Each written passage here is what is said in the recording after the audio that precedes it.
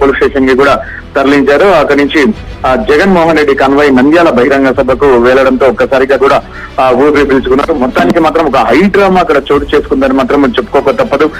2 రోజుల పర్యటనకు వచ్చినటువంటి ముఖ్యమంత్రి పర్యటనను ఎక్కడ కూడా ఎటువంటి అవాంఛనీయ సంఘటనలు చోటు చేసుకోకుండా ప్రతి అణువు క్షుణ్ణంగా పరిశీలిస్తూ ముందు రోడ్డు క్లియర్ చేస్తూ వెళ్తున్నటువంటి పోలీసులకు తాజాగా అనుమతి తీసుకుని ముఖ్యమంత్రిని కలిసేందుకు ప్రయత్నించినటువంటి అఖిల ప్రియ వివాదం తమకు తలనొప్పిగా మారి ఎక్కడ తమకు తలకు చెట్టుకుంటుందని చెప్పేసి భయాందోళన కూడా పడ్డారు. మొత్తానికి మాత్రం ఏదో చిన్నపాటి ఘర్షణతోనే పోవడంతో ఒక్కసారిగా అందరూ కూడా ఊపిరి పీల్చుకున్నారు. మొత్తానికి మాత్రం అఖిల ప్రియ ఎందుకంటే ముఖ్యమంత్రి చెప్తున్న మాటలకు చేస్తున్న పనులకు ఎక్కడ కూడా పొంతన లేదని, ప్రజలకు పూర్తిగా భద్రతను భరోసాను అందించాల్సినటువంటి వ్యక్తి ఈరోజు ప్రజా సమస్యల మీద వినతి పత్రం అందించేందుకు వచ్చినటువంటి రైతులను కూడా కలవలేని పరిస్థితిలో ఉన్నప్పుడు ఇటువంటి యాత్రలు చేయడం ఎందుకు అని చెప్పేసి